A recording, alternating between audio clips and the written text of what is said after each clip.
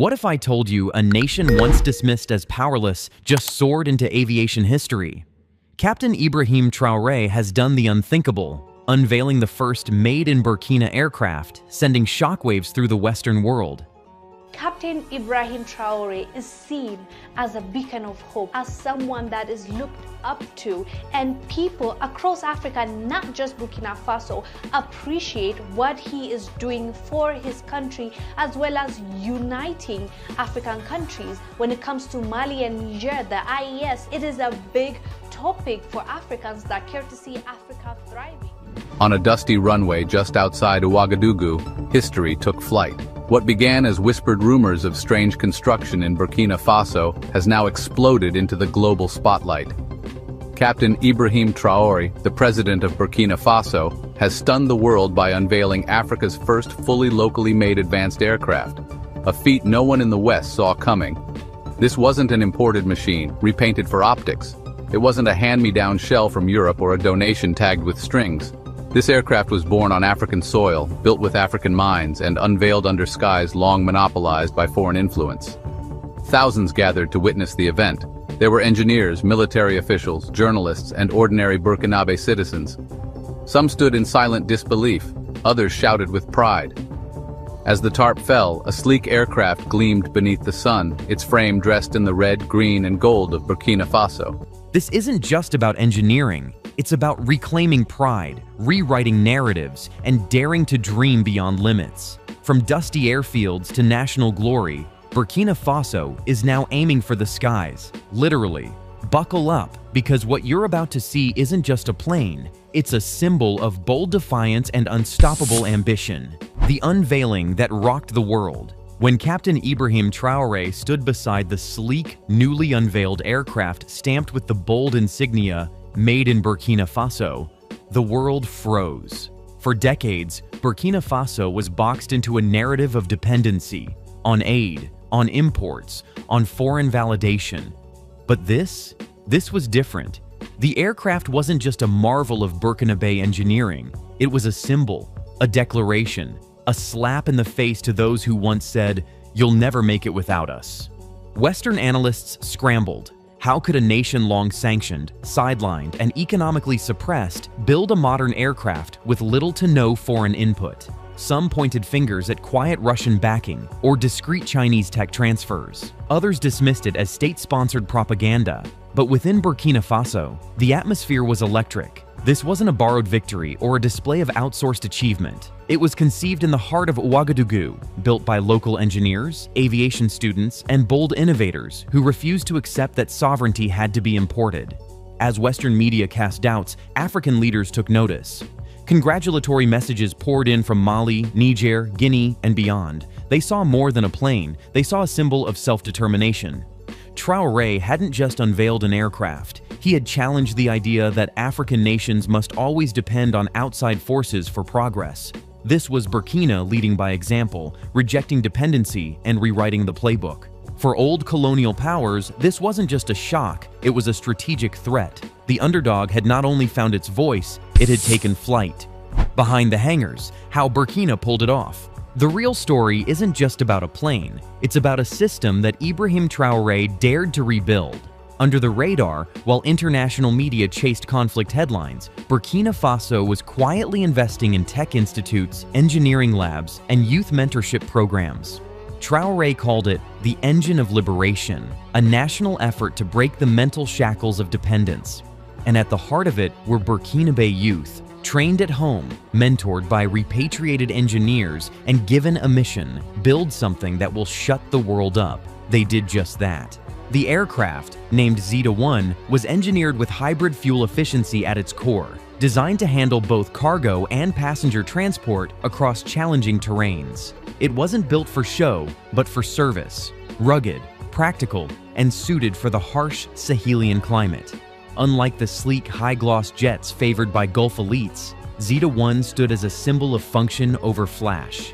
Even more remarkable, Its wings were crafted using aerospace-grade composite materials sourced locally, a feat few believed possible from a nation with a GDP per capita under $1,000. It redefined what innovation could look like in Africa's most underestimated corners.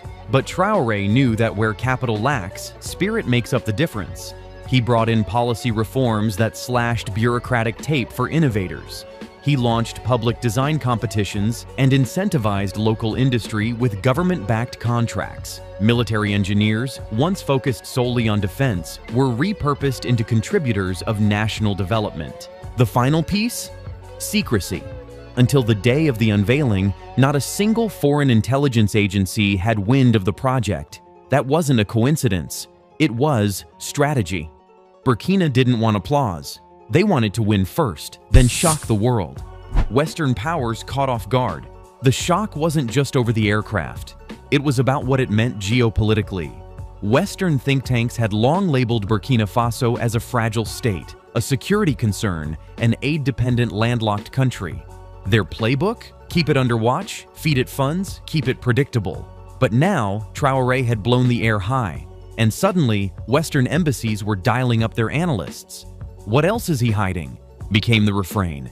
Behind the diplomatic curtains, whispers turned into briefings. Was Burkina pivoting away from Western control completely? Was this the start of a tech-industrial awakening across the Sahel? From Brussels to Langley, the panic was palpable. If Burkina could achieve this without World Bank loans, without IMF oversight, without French military logistics, what did that say about the rest of their assistance models? The response was telling. Within days, op-eds emerged attempting to discredit the aircraft. They questioned its safety. They called it symbolic, not scalable. They tried to paint it as a Chinese copycat. But in doing so, they revealed their fear. Because deep down, they understood the symbolism. This wasn't about just one plane. It was about what that plane represented: African control over African skies. Traoré's Burkina wasn't asking for a seat at the table anymore. It was building its own hangar and inviting other African nations to co-pilot. Western powers had become spectators to a game they thought they were still refereeing, and that, more than anything, had them rattled. An era when even global powers are pouring billions into defense procurement and still outsourcing jet components. How did this modest West African nation pull it off? And why is the West growing increasingly uneasy? Now, let us unveil the truth they never wanted you to see. At the outset, everyone was skeptical. Chatter had been spreading for days around Ouagadougou. Murmurs that a collective of Burkina Bay innovators, laboring discreetly and away from media glare, had crafted something unprecedented. But even those who caught wind of it did. The new blueprint for African innovation. Traoré's vision is not a one-off stunt. It's a prototype of possibility. What happened in Burkina Faso is now being studied in university halls in Bamako, Kinshasa, and even Nairobi. For too long, Africa's innovation was siphoned off, either exported in brain drain or buried under NGO-managed development projects with foreign consultants at the helm. But this was different. This was ownership, from blueprint to takeoff. Under Traoré's National Sovereignty Plan, every ministry is required to integrate local innovation. If you're the transport minister, your contracts better prioritize local engineers. If you're in education, your curriculum must include homegrown design labs. The model isn't charity, it's challenge-driven development. The aircraft is just one product. Burkina Faso is already in talks to mass-produce lightweight agricultural drones, develop desert-optimized solar panels, and roll out its own satellite surveillance system using modular tech. Each project follows the same rulebook: local leadership, open-source design, minimal foreign dependency. What Traoré understands is simple but powerful. Technology is more than utility. It's a political weapon.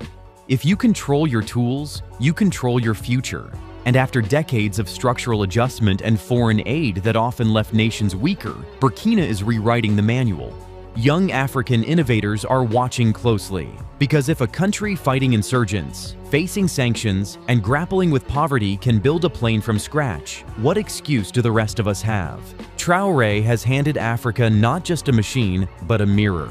Inside a guarded compound, at the edge of the city, President Ibrahim Traoré was about to ignite a fire that would capture the imagination of a continent. For months he had watched the world from behind closed doors, watched as powerful nations zipped through the sky in jets that symbolized dominance and technological superiority, watched how African nations year after year remained dependent, sidelined and overlooked in the world's the great race of innovation. But Traoré's legacy takes flight. The image is now iconic. A Burkina-made aircraft slicing through the skies as Captain Ibrahim Traoré salutes below, his fist clenched in defiance, pride radiating across his face. This wasn't just the launch of a machine, it was the launch of a legacy, one that future African leaders will study, emulate, and build upon. Because Traoré didn't just dream, he delivered. Inside Burkina Faso, the momentum is irreversible. High school students now talk about aviation engineering like it's the norm. Workshops in Ouagadougou and Bobo-Dioulasso are flooded with young apprentices dreaming of building something bigger, better, bolder. And for the first time, government scholarships aren't going to Paris. They're staying home. Western media may continue to sneer, but the ground reality says otherwise. Burkina's plane isn't just flying, it's inspiring. Across Africa, grassroots movements are citing Traoré's model. "Why not us?" is echoing from Ethiopia to Senegal. For too long, Africa was told what it couldn't do. Now, under leaders like Traoré, it's showing what it can. And the aircraft, Zida One, is just the beginning. There are whispers about electric minibuses, regional trade cargo drones, even home-coded navigation systems, all proudly branded "Made in Burkina." The skies have opened, and Traoré, the soldier who became a statesman, has taken his country from the ground up, literally. As the world watches, sometimes in awe, sometimes in fear, one thing is clear: Burkina Faso is no longer waiting for permission to fly. It already is. The Made in Burkina aircraft is more than a machine. It's a message to the world. Burkina Faso is building its future on its own terms. Under Captain Traoré, this nation isn't waiting for permission, applause, or aid. While Western powers watch in disbelief, a new chapter is unfolding, one where African innovation takes center stage. This is just the beginning. From the runway to the world stage, Burkina is rising. If you believe in Africa's power to defy the odds, hit that like button, subscribe, and keep flying with us.